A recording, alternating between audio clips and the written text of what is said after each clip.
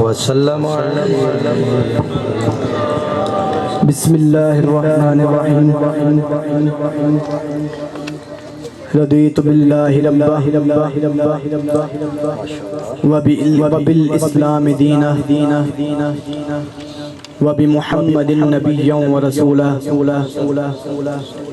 الحمدللہ ابدأ الافلاک والارضین والصلاة والسلام على سید الانبیاء والمرسلین قال اللہ تعالی وتبارک فی القرآن المجید والفرقان الحمید قل بفضل اللہ وبرحمتہ فبذلک فلیفرحوا هو خیر مما یجمعون اما بعد ان اللہ وملائکتہ یصلون علی النبی یا ایہا الذین آمنوا صلوا علیہ وسلموا تسلیما محبت سے درود شریف پڑھیے الصلاۃ والسلام وعلی آلک واصحابک یا سیدی یا حبیب اللہ الصلاۃ والسلام علیک یا سیدی یا رحمت العالمین وعلی آلک واصحابک یا سیدی یا خاتم النبیین ہم پاک نبی کی یادوں کو سینوں میں بسایا کرتے ہیں سبحان اللہ ہم پاک نبی کی یادوں کو سینوں میں بسایا کرتے ہیں جب یار کی باتیں ہوتی ہیں تو کیف اٹھایا کرتے ہیں ماشاءاللہ اور وہ خود میلاد مناتے تھے ہر پیر کو روزہ رکھتے تھے میرے آقا خود میلاد مناتے تھے ہر پیر کو روزہ رکھتے تھے ہم اس لیے سرور عالم کا میلاد منایا کرتے ہیں سبحان اللہ لکھا ہے بخاری کے اندر صلوات خدا کا یہ معنی ہے لکھا ہے بخاری کے اندر صلوات خدا کا یہ معنی ہے وہ ان کی ثنا خوانی کے لیے محفل کو سجایا کرتے ہیں اور آقا کی مدینے آمد پر ایک نعت پڑھی تھی بچیوں نے آقا کی مدینے آمد پر ایک نعت پڑھی تھی بچیوں نے ہم اس لیے ان کی ثنا خوانی بچوں سے کرایا کرتے ہیں اور حضرت علامہ سعید غلام رسول قاسمی آپ آگے فرماتے ہیں کہ آپس میں صحابہ کرتے تھے سرکار کی صورت کی باتیں ہم سیرت صورت دونوں کو آپس میں ملایا کرتے ہیں ارے وہ تو جو حضور کے قدموں میں ہر وقت رہتے تھے اور آپ کے چہرہ انور سے اس کی زیارت سے مستفید ہوتے تھے اور آپ کی سیرت کا تذکرہ کیا کرتے تھے آج اگرچہ بظاہر ہمارے سامنے سے وہ روح پر انور ہمارے سامنے نہیں ہے لیکن آج یہ اس شاکان مصطفیٰ حضور کی صورت اور سیرت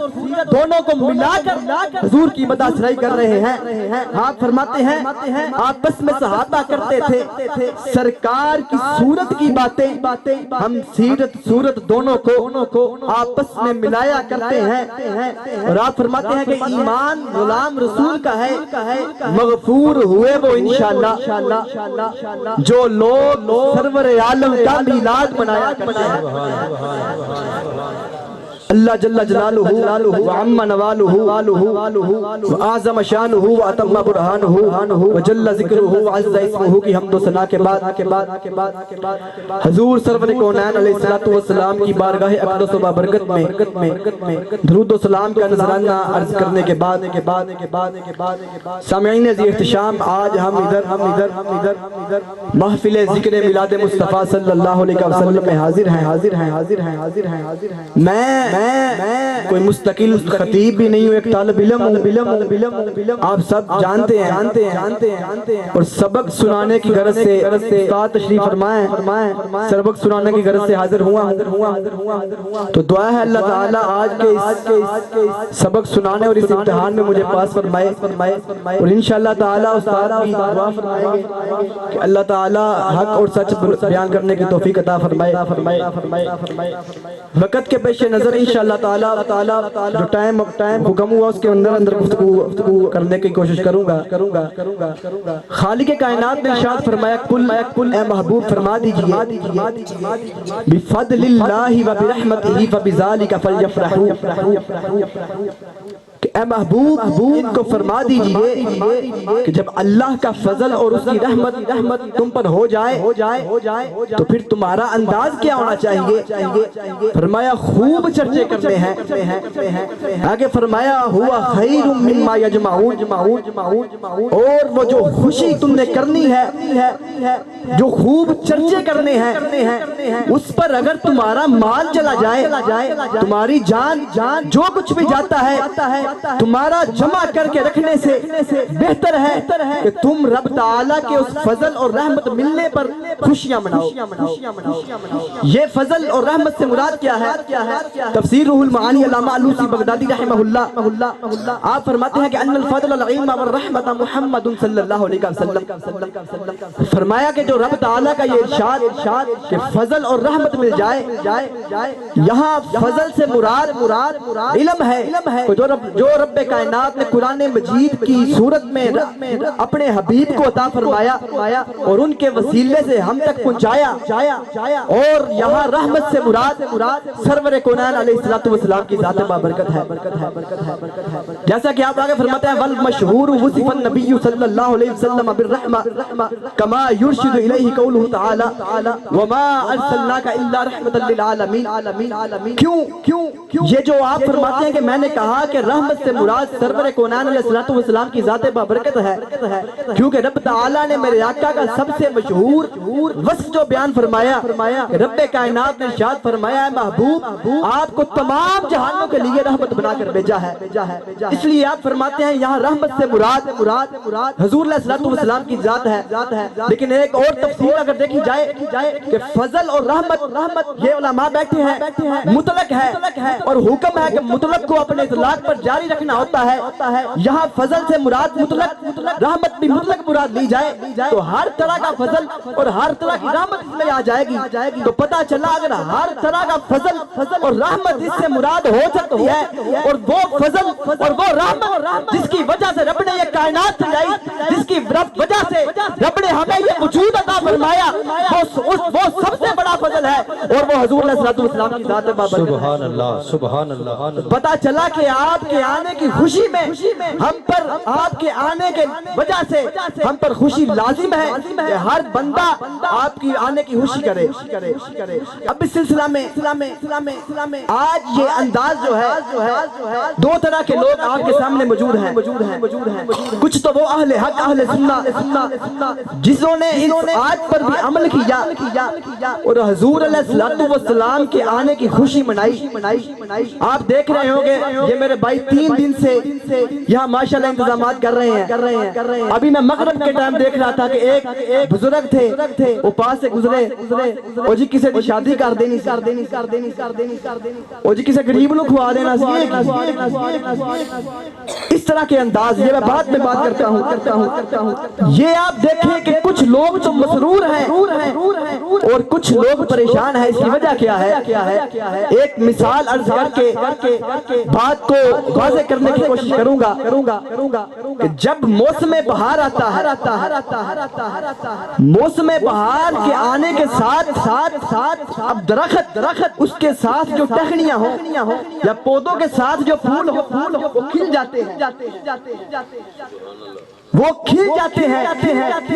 اب ایک درخت ہے، اس کے ساتھ ٹہنیاں ہیں، وہ کھل گئیں، لیکن آپ کو کچھ ایسی ٹہنیاں بھی دیکھنے کو ملیں گی کہ جو ٹہنیاں جو اس درخت سے جڑ گئی نیچے گر گئی وہ مرجھا جائیں گی۔ اب موسم وہی بہار ہے، لیکن ایک ٹہنی جو درخت کے ساتھ موجود ہے وہ ہری بھری ہے، اور وہی ٹہنی جو تھی تو اسی درخت کے ساتھ، لیکن جب اس نے اس درخت سے اپنا تعلق توڑا تو وہ مرجھا گئی۔ کیوں؟ اصل میں بات یہ ہے کہ درخت تھی اس کی اصل، جس وقت اس ٹہنی نے اپنی اصل کے ساتھ تعلق کو توڑا تو وہ مرجھا گئی۔ میں یہی بتانا چاہتا ہوں کہ آج مسلمانوں کے ایمان کی اصل، ہمارے جان کی اصل سرور کونین علیہ अलैहिस्सलाम की ज़ात है। आज लोगों का खुशियां मनाना, ये झंडियां लगाना, ये चरागा करना, ये बात वाज़ेह है कि जिन लोगों का ताल्लुक अपने मुस्तफा करीम के साथ था वो आज भी आपके तराने गा रहे हैं, आपके आने की खुशियां मना रहे हैं। लेकिन जिन्होंने अपना ताल्लुक तोड़ा वो आज भी रो रहे हैं और कल भी होते रहे। अल्लाह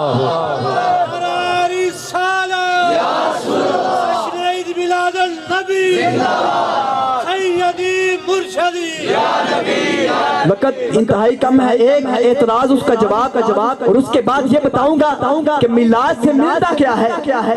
आज एतराज होता है कि कुल्लु बिदअतिन दलाला। हमारे नौजवानों को, बुजुर्गों को जो सादा सुन्नी है उनको पकड़ के कहते हैं ये देखो 3 दिन हो गए तुम मजदूर आदमी हो, तुम्हें चाहिए था कि मजदूरी करो, ये क्या हुआ कि तुम इधर आके लगे हुए हो, लाइटिंग कर रहे हो, अपना वक़्त भी ज़ाया कर रहे हो। हर बिदअत तो दलालत है, गुमराही है। हमारे आका का फरमान है कि हर नई चीज जो दीन में आ जाए वो तो गुमराही होती है। तो तुम ये समझो कि यह स्वाब मिलता है, ये तो गुमराही है और तुम्हें गुनाह मिल रहा है। इस तरह हमारे अवाम परेशान होते हैं। ये बयान करने वाला तो हुजूर की हदीस बयान कर रहा है, तो ये तो फिर कहते हैं कि ना तो नबी करीम ने खुद बनाया ना सहाबा ने बनाया। पहले एतराज का जवाब फिर बताऊंगा कि किसने बनाया और किस तरीके से बनाया।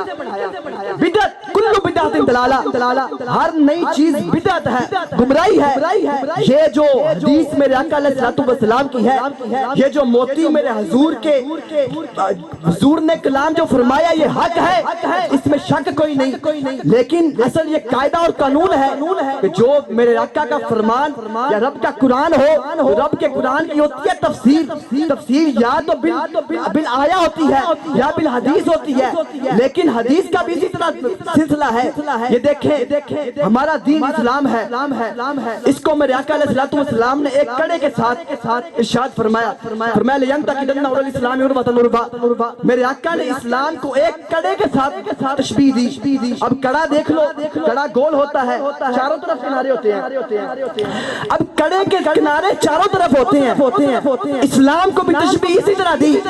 अब अगर एक तरफ को पकड़ोगे दूसरी तरफ को छोड़ोगे तो गुमराह हो जाओगे। मेरे आका का ये फरमान कुल्लु बिदअतिन दलाला, ये भी हक है, लेकिन है क्या, इसके लिए एक और हदीस वज़ाहत कर रही है।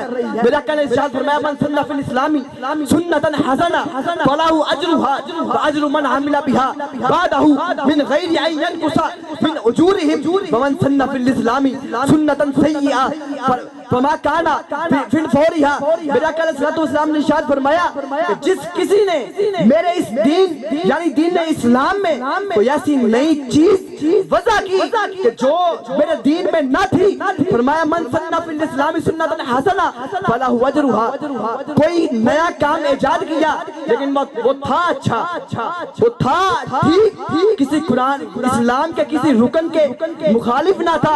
मेरे आका ने इरशाद फरमाया कि उसको उस पर सवाब मिलेगा और जो उस पर अमल करेगा, यानी वज़ा करने वाला तो चला गया, उसके बाद जो उस पर अमल करेगा उसको भी सवाब मिलेगा और पहले के सवाब में कुछ भी काटा ना जाएगा। आगे आपने फरमाया कि जिस किसी ने मेरे इस दीन में कोई बुरी चीज इजाद की जो मेरे दीन के मुखालिफ हो, किसी फर्ज या वाजिब के मुखालिफ हो, फरमाया उस अमल पर उसको गुनाह मिलेगा और उसके बाद जो भी उस पर अमल करेगा उसको भी गुनाह मिलेगा। ये है इससे हदीस को मद्देनजर रख के उलमा ने बिदअत की 2 इक़साम की, एक बिदअत हसना, एक बिदअत सय्या। अब ये जो हुजूर का विलादत बासआदत की खुशी करना, ये पहली बात तो हुजूर सल्लल्लाहु अलैहि वसल्लम के जमाना में भी हुई।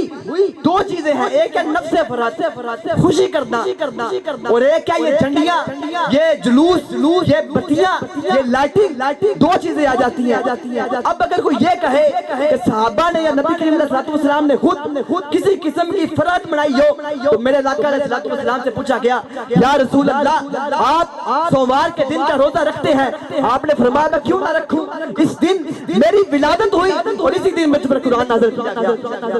ये खुशी है। उसके बाद اگر کہنا کہ صحابہ نے کیا کہ نہیں کیا تو مسلم و نسائی میں ہے، معجم کبیر میں بھی ہے، فرق صرف بکا اور بہی کا ہے کہ آپ فرماتے ہیں کہ ایک وقت مسجد نبوی شریف میں صحابہ کرام علیہ رضوان بیٹھے ہوئے تھے، نبی کریم علیہ السلام آئے، آپ نے ارشاد فرمایا میرے صحابہ ما اجلسکم، آپ یہاں کس لیے بیٹھے ہو؟ تمام نے عرض کی ندعو اللہ ونحمدہ من علینا بکا وبالاسلام دینا، یا رسول اللہ صلی اللہ علیہ وسلم آج ہم ادھر بیٹھے ہیں، ہم اللہ کی مداد فرما رہے ہیں اور اللہ کے حضر دعا کر رہے ہیں کہ یا اللہ تیرا شکر ہے کہ تو نے ہمیں اپنے حبیب کو بھیجا اور ہمیں دین اسلام عطا فرمایا۔ نبی کریم نے ارشاد فرمایا صحابہ مجھے حلف دو، کیا تم اس لیے بیٹھے ہو؟ مجھے حلف دو۔ تو صحابہ نے اب یہاں میرے آقا کا پوچھنا یہ اس بات پر دال نہیں کہ میرے آقا کو پتہ نہ تھا، بلکہ بخاری میں ہے کہ جنگ بدر میں حارثہ کی اماں حضرت حارثہ کی والدہ آ گئی، آنکھ عرض کرتی ہیں یا رسول اللہ میرے جنگ سے واپس ہی آ کر میرا بیٹا حارثہ مجھے نہیں ملا، آپ مجھے بتا دیں کہ وہ زندہ ہے کہ نہیں؟ میرے نبی نے فرمایا اے حارثہ کی ماں سن، تیرا بیٹا شہادت پا گیا ہے اور رب تعالیٰ کی متعدد جنتیں ہیں، تیرا بیٹا حارثہ سب سے بڑی جنت جنت الفردوس میں ہے۔ یہ میرے آقا نے فرمایا، پتا چلا میرے آقا سے پوشیدہ کوئی بات نہ تھی، آگے بیان خود فرمایا کہ میں نے تاکید کیوں فرمائی؟ میرے آقا نے فرمایا کیا صحابہ تم واقعی اس لیے بیٹھے ہو؟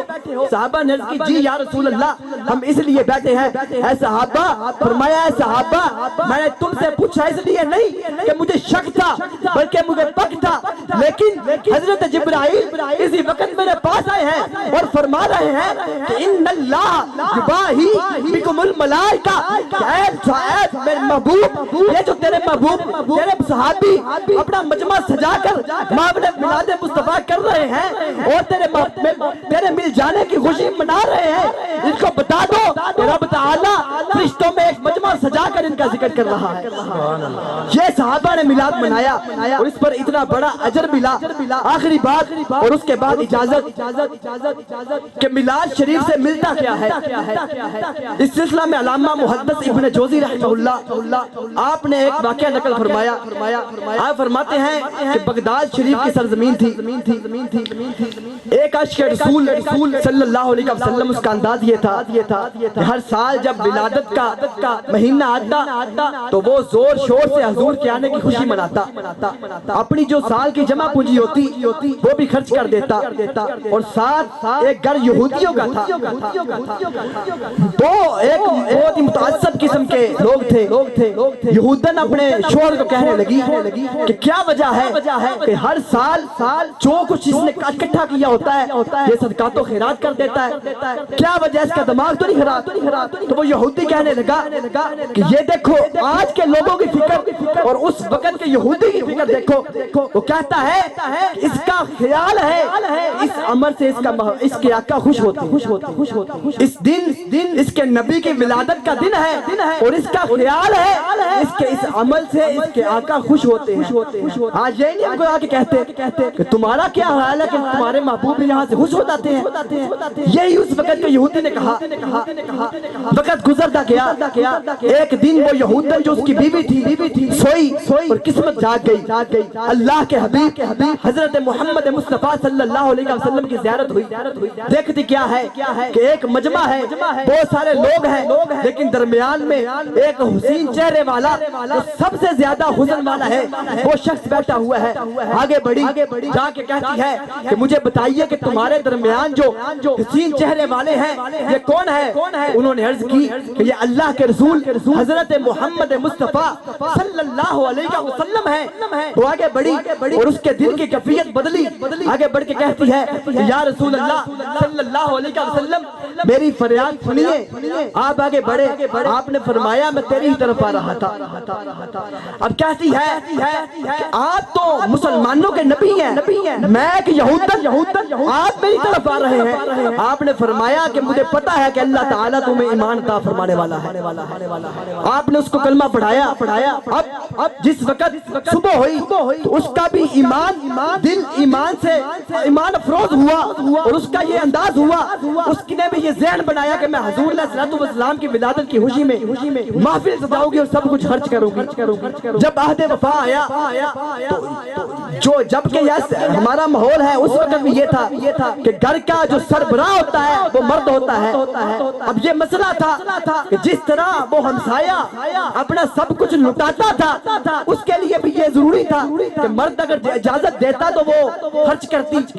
یہ مرد کو کہنا تھا، اس کا مرد خود ہی کہنے لگا کہ میری یہ مشورہ ہے کہ ہم اللہ کے رسول حضرت محمد مصطفیٰ صلی اللہ علیہ وسلم کے آنے کی خوشی منائیں۔ اب عورت پریشان کہ یہ کیا ہوا کہ تم نے کس وقت کا اسلام قبول کیا؟ تو اس کا جواب یہ تھا کہ سنو، تو رات کو تمہاری خواب میں آئے تھے، وہ بھی میری خواب میں آیا، اس نے مجھے بھی کلمہ پڑھایا اور جنت جانے کا سامان عطا فرمایا۔ وما توفیقی الا باللہ۔